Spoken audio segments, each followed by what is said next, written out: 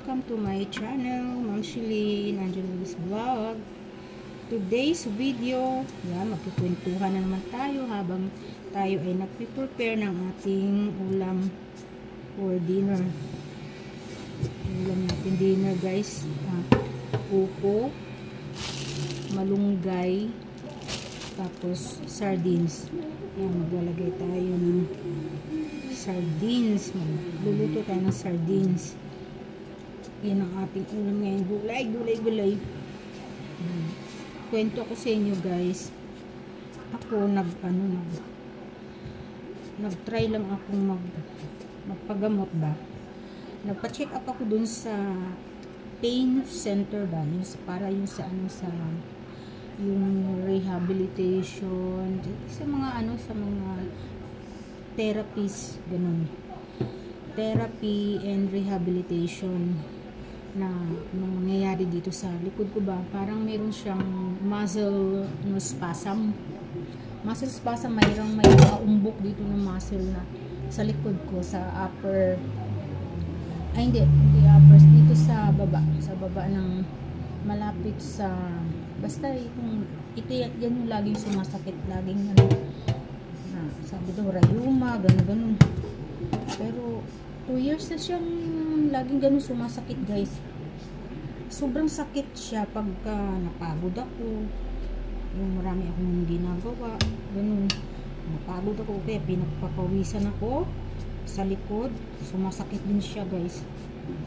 So inaano ko lang, haplas ko lang, pero minsan nawawala naman, minsan hindi.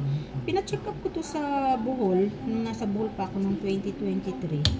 Sabi, rayuma daw, natural lang daw yun sa matatanda. So, binigyan niya ako ng gamot sa, alam mo yung sa vitamin B complex ba? Yun ang binigay niya sa akin. Ganun. Tapos may pain reliever din siya binibigay. Iinumin ko lang yung pag sumasakit, pero hindi ko sinasanay mag-inom ng pain reliever. Ginagawa ko na haplas lang ba. Tapos andin yung dumating yung point na nagpa-albularyo ako sa Bohol guys. Ang sabi, may pilay naman daw ako. Hindi ko malaman talaga kung sinong paniniwalaan ko sa kanila. Sobrang pag sumakit siya, parang ngalay na. Hindi ko makayang kumayo. Gusto ko ilaydan, mag-i-flat ko ba yung likod ko. Nawawala siya pagka ganyan, nagpapahinga ako, ipina-flat ko yung likod ko.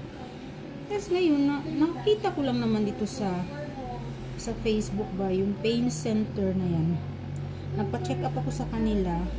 Tapos tinignan nyo kung may osteoporosis ako, ganyan. Sabi ko, wala naman.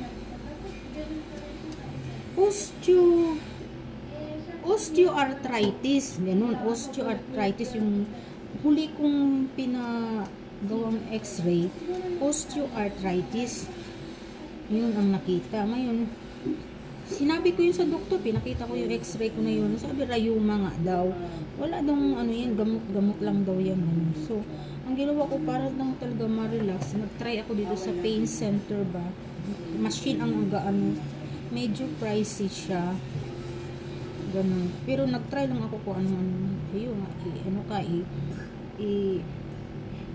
kukuryentehin ka ba. Pero mild lang naman yung kuryente, tolerable naman, kaya mo. Marami pang ginagawa para ma-relax yung lang daw yung muscle spasm na pag nag-subside yun, mawawala din yung pananakit. Kaya tinatry ko lang kung mawawala ba siya. And then sabi sa akin, pag nasa bahay daw ako, lagyan ko daw siya ng hot compress. So, alam mo, kahapon, dalawang session na ako.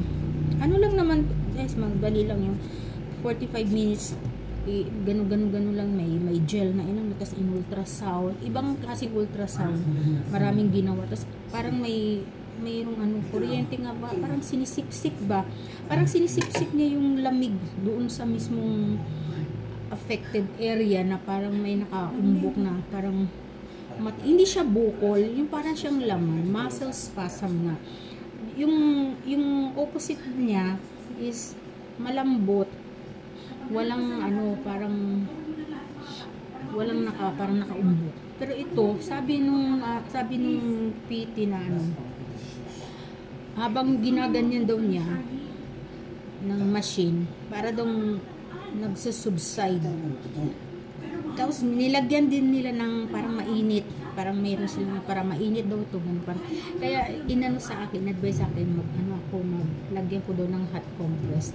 So ganun ang ginawa na. Masarap nung pagkatapos guys, 45 minutes nakadapa ako, tapos in-exercise ako, tinuruan ako ng tamang, baka daw mali lang yung posture ko, kaya ganun. So kailangan daw mag-exercise, ganun. Tapos ano, so maraming ginawa. So parang nakaramdam ako ng parang ano, yung kumalma yung ganito ko ba. Tapos nung umuwi na ako, sumasakit na naman siya. Parang mild lang yung sakit niya. Tapos hindi ganun katindi.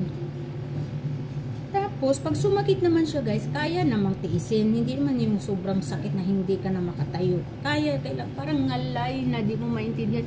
Yung igaganyan-ganyan mo, ganyan, igaganyan mo. Tapos papahirang ko na ng ano, may pinapahid ako eh. Nawala yung ano eh, orange oil.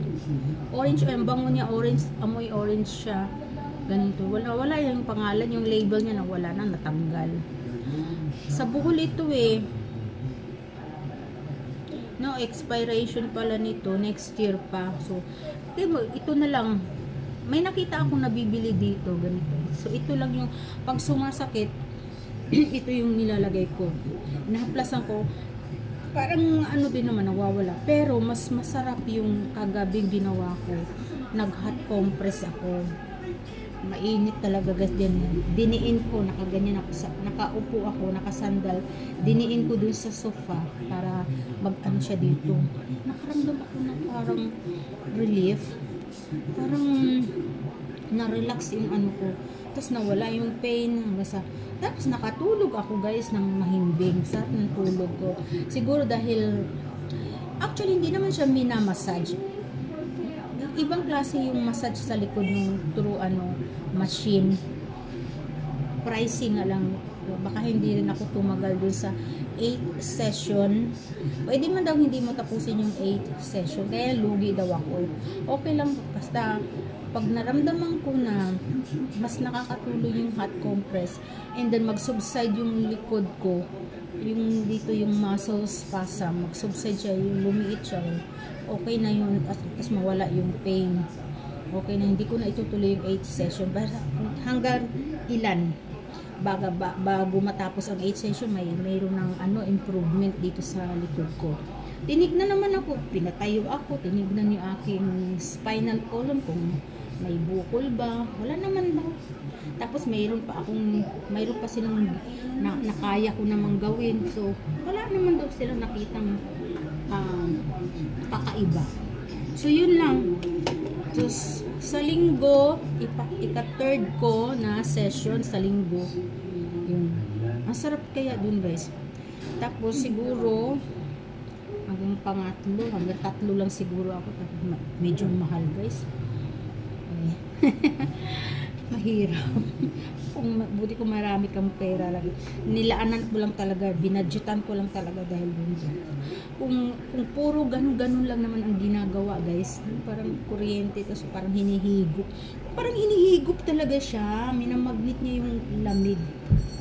Wait lang guys. Sensya na guys. May bumibili kasi. Hirap ng ikaw lahat. Ikaw lang lahat guys, may bibili, takbo doon. Tapos pag wala, balik na naman dito. So yun lang natin ganun, update natin guys. Okay, matanda na kasi tayo, kaya ingat po talaga. Tapos yun, may iniinda pa ako. Itong kalingkingan ko, may gout na guys. Maliit ko na mamaga, itong isa masakit siya, pero ang sabi na basa ko lang, inom lang ng tubig. Diyos ko, 2 liters a day na ang iniinom kong tubig guys.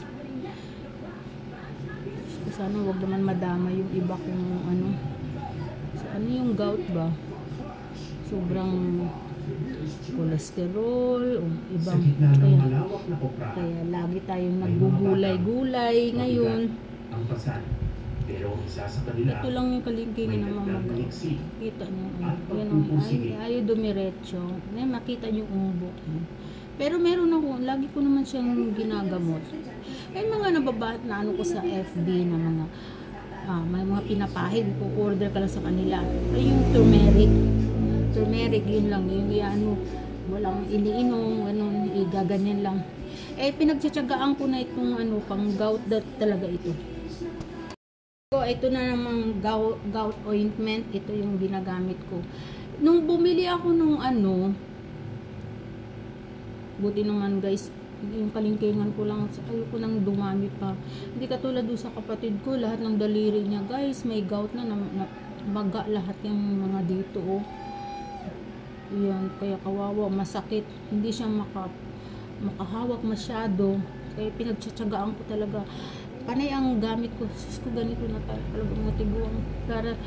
Kaya kayo mga kabataan, ingatan yung mga sarili nyo talaga. Ako, mag-iingat, pero talagang lahat yata, walang ano dito, walang exempted, lahat makakaranas ng gout, arthritis, mga ganun. Kaya huwag natin palalain yun guys, ingat po tayo.